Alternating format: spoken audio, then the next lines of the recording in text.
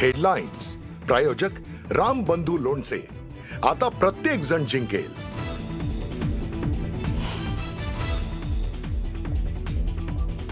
बांगलादेशात हिंदूंवर सुरू असलेले हल्ले सुरूच. आणखी एका हिंदूची हत्या.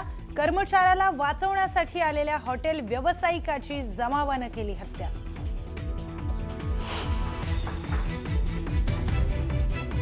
अंडर 19 वर्ल्ड कप मध्ये भारताचा सलग दुसरा विजय. बांगलादेशचा केला 18 धावांनी पराभव. विहान मल्होत्रानं केला 4 गडी बाद.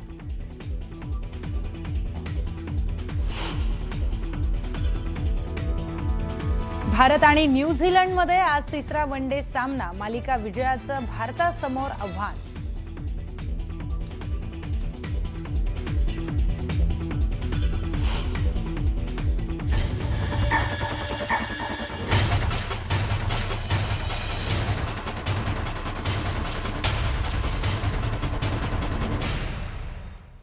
नमस्कार, मी प्रियंका लाठी. आपण पाहताय न्यूज 18 मराठी. बातमीपत्राच्या सुरुवातीलाच एक ब्रेकिंग न्यूज समोर येते.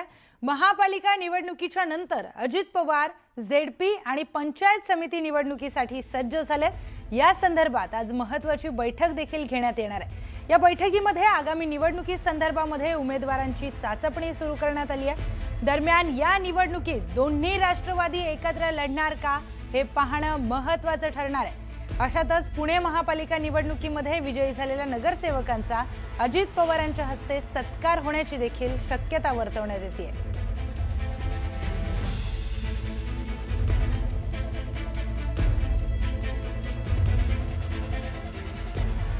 सोलापुरातून मोठी बातमी. सोलापूर पालिकेमध्ये भाजपला चांगलं यश मिळालंय. या विजयानंतर शहरामध्ये ठिकठिकाणी बॅनरबाजी करण्यात आली आहे. या बॅनरबाजीतून पक्षांतर्गत दुफळी समोर येते.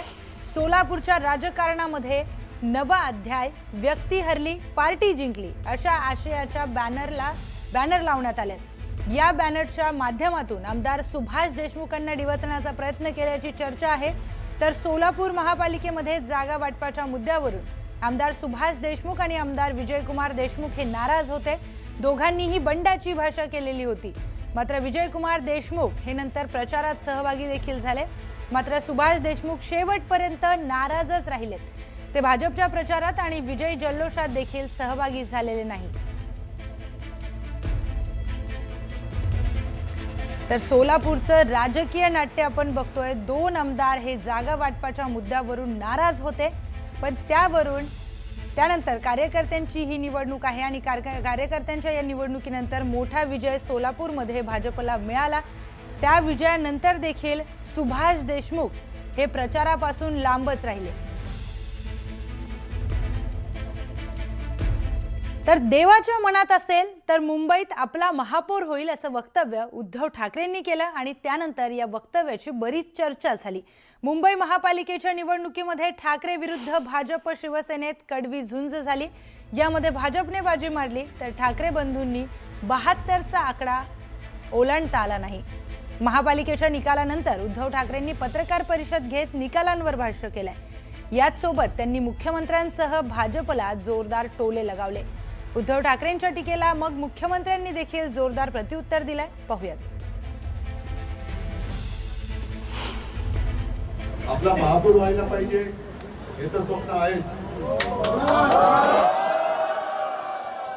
आणि बघू देवाच्या मनात असेल तर तेही होईल.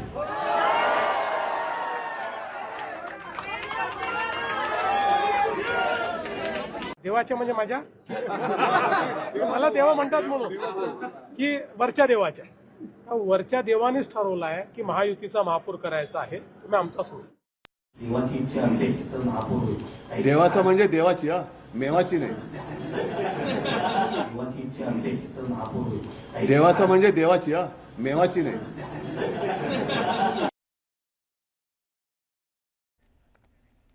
तर भाजप पक्ष जरी कागदावर दिसत असला तरी जमिनीवर उरला नाहीये अशी टीका उद्धव ठाकरेंनी केली.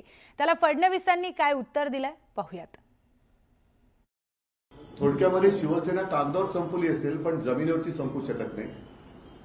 आणि भारतीय जनता पक्ष हा पक्ष कागदावरती आहे पण जमिनीवरती नाहीये. कारण तो जर का जमिनीवरती असता तर त्यांना पक्ष फोडावे लागले नसते. त्यांना पुसली जाणारी शाई वापरावी लागली नसती, यंत्रणेचा दुरुपयोग करावा लागला नसता, नियम बदलावे लागले नसते. एवढ्या जागा गेल्या 3 निवडणुकांमध्ये देखील जी काही शिवसेना होती त्यावेळेची एकत्रित त्यांना मिळाल्या नव्हत्या. त्यांचा 3 निवडणुकीचा रेकॉर्ड आम्ही तोडलेला आहे आणि पूर्ण बहुमतामध्ये आम्ही निवडून आलेलो आहोत. त्यामुळे आता कोण काय म्हणतं, काय असतं की गिरा तो क्या हुआ टांग तो ऊपर थी असे म्हणणारे खूप लोक असतात, त्याच्यावर फार काही बोलायचं नसतं. तर ठाकरेंनी अजून मला शुभेच्छा दिल्या नाहीयेत असं फडणवीस म्हणाले. त्यावर ठाकरेंनी टोला लगावलाय, पाहूयात. तुम्हाला शुभेच्छा दिल्या का उद्धव ठाकरे साहेबांशी तुम्हाला बोलणं? नाही, माझं काही बोलणं झालं नाही, अद्याप तरी शुभेच्छा आल्या नाहीत. नाही, माझं काही बोलणं झालं नाही, अद्याप तरी शुभेच्छा आल्या नाहीत. शुभेच्छा द्यायला मी तेवढा काही खतरूड नाहीये, पण साहजिकच आहे, एवढे सगळे त्यांनी कर्मकांड केल्यानंतर आम्ही जी त्यांना टक्कर दिले त्याचंही कौतुक त्यांनी केलं पाहिजे. पुण्यात मुख्यमंत्री फडणवीसांनी नवनिर्वाचित नगरसेवकांना संबोधित केलं. पुण्याच्या जनतेने दिलेला कौल सर्वात मोठा, कोणी कितीही मोठा असला तरी महापालिकेमध्ये चुकीच्या गोष्टी खपवून घेणार नसल्याचं त्यांनी म्हटलंय. महापालिकेमध्ये कुठल्याही पद्धतीने उन्माद, पारदर्शकतेचा अभाव कुठल्याही पद्धतीने सहन करून घेणार नसल्याचं त्यांनी ठणकावून सांगितलंय.